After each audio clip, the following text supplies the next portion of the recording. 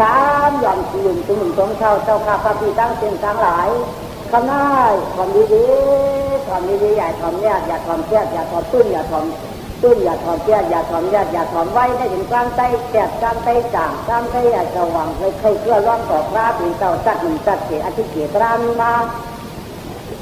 เขาเฮ็ดทางอังกุศลวันนั้นจริงว่าสมัยยังเขาจัดในอะไรที่จะมีสีสันเลยจ้าว่าก็เป็นมือหนังดินในมันถึงยูโรปวันวันนั้นถึงยูโรปนรกาดมันลอยแล้วเราป้ากันจริงๆเลยดินก็มีนรกาดในมือหนังดินในขี้ก็มีนรกาดมือหนังดินในญาติก็มีมือหนังดินในยุดก็มีมือหนังดินในตั้งเชียงยาวใครเอาคนทับคนเจียงเอาเดี๋ยวก็มีมือหนังดินในเรื่องที่อยู่กับจินกาลาดกายาวใครเอาคนจังเอาเดี๋ยวก็อยู่มือหนังดินในเรื่องที่กับช่างกายาวรอบในเนี่ยวูดอันว่าก่อนจะสาวมึงสีม่านสาวอะไรมาน่ะวูดอันว่ามันเอามือหนังดินในยาวกินทั้งกรรมฐานก็เอามือหนังดินในยาวมันจังเก่ากะละแต่กะพ่อเนี่ยก็มันคือมือขีน่ะพวกขีสำนองมึงอะไรเหรอตามอะไรตั้งขีพวกที่ตายกันจะขึ้นจุดถึงโคนเหรอแล้วเราก็สังขารพระในพระตีจะเขาเที่ยวเขาเจ้าหนังไหนเจ้าอยู่ไหนจะสาวเขาวูดอันว่าไหนมันจะยิ่งกว่าก้ากุศลาว่ะพระเป็นเจ้าเขาไม่ชื่อไหนน่ะวิบากก็อาวิญญาณวิบากาวิญญาณามว่ะวิบากาวิญญาณก็เราที่จะได้ถึงบุญบ้านยาวพอได้เห็นสิ่งคุณกับคุณเห็นเสียวยาวมันเข้ากันในโลกาตั้งเสียงยาวกำฟังสมารู้ว่ามันไม่ถึงคนมีคนอยากรู้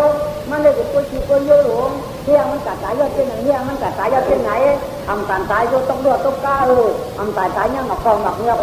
ทำการดีใจยอดเช่นไหนเช่นนามันถึงคนนู้นนั่นคนนู้นไม่หลงว่าไงเขาหันใจตาก็แย่เขาหันใจตาดูเขาขอห้ามบอกขอละจักรวันให้เจ้าจะอ่านวันให้เจ้าตื่นมาตื่นเจ้าหนีมาอันวันนั้นเขาต้องหันรู้เขาหันจริงๆเดี๋ยวนี้เขามีมันหลวงมีเขามีมันหลวงแล้วเรากล้าหลงในมีเขาก็มันแจ้งเขาแจ้งก็มันสื่อจะให้แล้วเรากล้าหลงในจะเกิดเช่นการได้หรือมีในวันให้วันหน้าเนาะก็เขากัดตอบเขาเอาวันเป็นกับคนตอบวันเอายาวก็ตอบวันเงินกับคนติดแจ้งวันเอายาวความในเด้เช่นการได้ดีละเอาเรือล้อมพระเป็นเจ้าเขาย่ำวันไรผู้ฉลาดการผู้ฉลาดการผู้สุนได้เป็นครั้งดีนะผู้ฉลาดได้เป็นครั้งสี่ถ้ากล่าวเขาครั้งเสียงหนุ่มหายใจยุ่งเสียงว่าก็ชอบคนเก่งเสียงว่าที่เก่งร่างมันตั้งใจเด้ที่เด็กขันเลยขนาดนี้ไอ้เจ้าอย่ารู้ก่อนร่างมันตั้งก็ไปเจอร่างมันตั้งเจ้าคิดว่าเราอยู่ใกล้เขาแล้วเดี๋ยวถ้าเขาปุ๊บก็หน่อยยาวก็ปุ๊บก็นั่นเลยมันอันเขาเกิดในป้ามาในมีอีหางไหนอันเขาเกิดในป้ามาในตัวสาวป้ามาอ่อนตั้งเสียจะว่าป้าทิ้งป้าหูป้าจ๋าป้าที่เป้านะอันสวยมากจอมมันในมีตัวสาวตั้งเสียตัวสาวในมันอ่อนเยอะมันอ่อนดีหน้าชอบไหนเนี่ยแล้วโลกาพระติดเจ้าเขาไว้ว่าแล้วโลกาของป้าในอันใหญ่ได้ติดเจ้าดีหน้ามีเยอะหนึ่งว่ะอันเรียกไอ้ติดเจ้าดีหน้ามีเยอะหนึ่งว่ะตามคนบทปฏิบัติถึงเยอะหนึ่งตามคนที่ปฏิบัติถึงเยอะหนึ่งมันโตไปทางอาทิตย์เสียมันได้อันนึงได้ใหญ่ดีหน้าอันนึงใหญ่ดีอันนั้นเรียกดีทำอะไรเราตามคนเบิกเบี้ยละเดียวเพราะว่าตามคนที่จะเป็นอย่างละอันใหญ่ไหนผู้ช่วยอย่างน่ะบารมีอย่างได้ดีน่ะโตชาเรียกโมหะวิจารเรียกดีน่ะคนละโตชาอย่างที่เป็นไว้เอาต้องตั้งหน้ามือสังขารพวกผู้ช่วยอย่างได้เป็นหักหน้ามือก็ยิ่งหันปันทีเลยพวกผู้ช่วยอย่างพวกการอย่างคนว่าไม่เป็นมือเป็นคุณเลยพวกผู้ช่วยอย่างการอย่างพวกโตชาอย่างเป็นแบบเป็นลายวันสายก็จำเจ้ามีพวกโตชาอย่างวันสายเช่นจำแล้วคือทางอาชาเป็นน้ำมันน้ำก็ทางคนหักเป็นน้ำมันน้ำคนจำมันเลยนะก็โตชามันอย่างอันเจ้าโตชามีเยอะอันเจ้าโตชามีอย่าง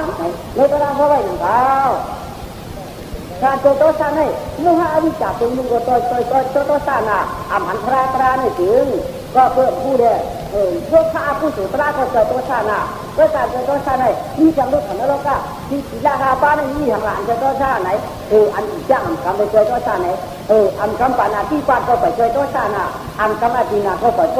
ชาน่ะอันคำการมีสู้ก็ไปโตชาน่ะอันคำมุขชาก็ไปโตชาน่ะเพิ่มคำนำเราในโตชายาวในถึงใจเย็นใจยังโตชาทั้งสิ่งทั้งหลายยาวเพราะว่าสิ่งนำเรายาวก็ในถึงอายก่อนโกอายเอาเนาะตายก่อนโกก็ตายเอามือเขาไปกินเราเต้หันก็โคคนเต้ตัดก็โคโกหนู เขากินเรามาtạo có muốn chân chân cái ngủ vào thằng cô con nghỉ thì mưa đâu cái cô chân lắm má cái người đâu tôi sao cô xoay má cái người đâu giờ coi giờ đến năm lâu đâu mau còn mau dùng chủ lại đâu là cô làm tôi có uống đâu không còn tàn phú nhau không còn tàn khai đâu ta khai vai đâu trong lúc quần trong nằm má cái người đâu qua cười này đấy là trời tối xa này thì là trời tối xa tiền lâu à tôiกินเราก็ถ้าคนอย่างมากกันเลยอ่ะก็ถามมันตีเรียกกันแค่อย่างอันมาเจอผู้สูงเป็นอีสังหลาเนี่ยตาหน้าดิทีล่าน่ะภาวนาเนี่ยใจผู้สูงน่ะก็ผู้สูงอย่างนี้ดีก็ต้องใช้เรียกนี่ดีก็ต้องใช้อย่างนี้ผู้สูงเรียกผู้เยอะคนหักน้ำน้าถึงคนจ้างหลายๆไปได้กินตลาดสั่งขันสูงมากตะกายยิ่งจ้าดังเป็นได้หลายขันก็ตะกาวเขาผู้ใดก็เนี่ยคนดังผู้ใดผู้ที่ตั้งสีเนี่ยก็ฟังคนอยู่แต่เลี้ยงเนี่ยนะเลี้ยงเลยมันยังขายในตลาดนั่นอ่านดูพระเราเป็นเจ้าเขาก็เป็นโมหะอวิชชาพระอ่ำพันเดียเป็นอันร้อนอันใจเดียในคุกอมเงาไก่นั่นก็คือเงาเก่ามาหนุกเงาเก่ามาหนูอ่ำที่ดูเจอคนเขาไว้คือคำว่าจริงแท้เนาะเงาสักขึ้นหลักจริงแท้ที่ว่าเงาเป็นของคำเป็นของคาโลนุกเงานั่นหนูนั่นเงากันเก่ามาไม่กดอะไรตัวอย่างเดียในรุ่นนั่นอย่างที่ว่าถึงนี้มันคำมันก่อนเจอคำอันร้อนหลงกับพวกคนก็ตายได้ทำเจ้าปารามีอันร้อนคืออันตรงนี้คือเราฟังจริงใจไม้เอาก็ในนี้จิตใจยันลงเดียวรุ่งใหญ่เอาตรงได้กินก้นไม้เอาตะกาจำได้ขาได้ขาที่นอกกินก้นไม้เอาจำได้ขาที่นอกสังโหขันน้อยยังหวานพี่ใหญ่พี่ใหญ่จำเนี่ยตีมือตั้งเลยพี่ใหญ่ตั้งวันหากล่อมหันตั้งมือหากล่อมหูถ้าจะกัดตั้งเลยล่ะพี่ใหญ่วันไหนเอาไหนเอาขากำฟองกะปีเอาขากำฟองกะปีวันไหนขาที่นอกก่อนจังกัดกำฟองหนอกขึ้นลงกัดที่บางทีก็ขึ้นกำลังขาล้านขึ้นสามห้าผาล้านมาปกติมันการจนว่ามันไปเกี่ยวกว่ามาปกติทุกข้ามเรียมาลาก็ให้จังไหลตัวขันทุกหังกวนเงามาปกติว่ามันไผ่ที่มันแก่นไผ่กันเงาไปจมหัวหางลึกง่ายแก่นไปจมหัวหางกลางไว้แก่นเป็นล้านผาล้านตะคอกผาล้านทุกพวกยาวจ้าไปคุณมังชาทองปลาแก้ไฟขันหยับนาย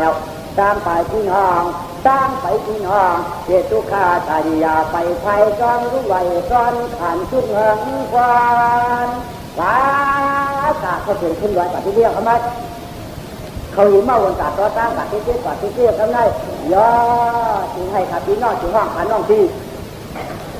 บ่ลงไปก็ได้รอพอมันโง่ลงไปนะเจ้า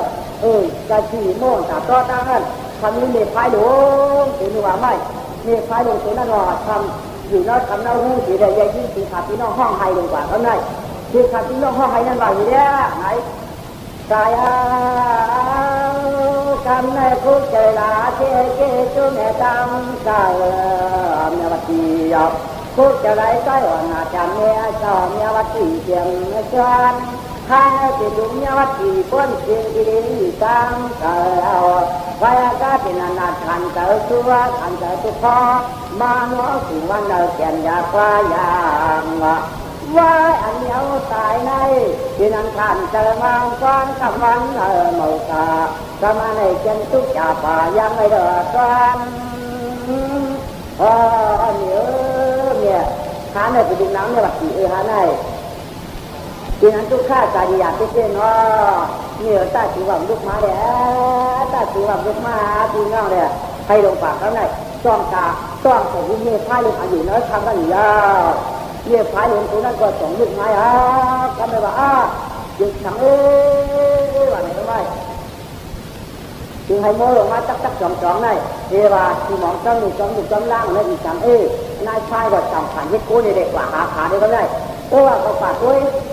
อาชีพอันนี้เนี่ยมันจะจีบกับพ่อร้องพระเป็นเจ้าก็ได้จริงเราจะเชื่อของนี้ดูเชื่อดังเขาสังว่าเขาฝากด้วยเนี่ยมั่นใจเกียรติร้องพระดูจะทราบจะทราบหรือทราบก้นหน่อยจะตัวการตายไม่ถึงที่เขานายชายตะวันไหนไปเมื่อที่วันไหนเลือดเขานู้สองหงอคาตีนอกเขานั่งสาหลอกทำจะตุ้งย่ำหรือทำแบบใจนายชายบอกว่าหลานป้าฟังว่าฉันหลานฟังว่าฉันหลานก็กินเมาวังก็ต้องจำลูกทันควางไว้ดิ่งเทศทางคือที่น้องวัดแดนกินคือไม่ดำยาว เจ้าทางอยู่ทางเมืองขึ้นเจ้าทางยามขึ้นทาง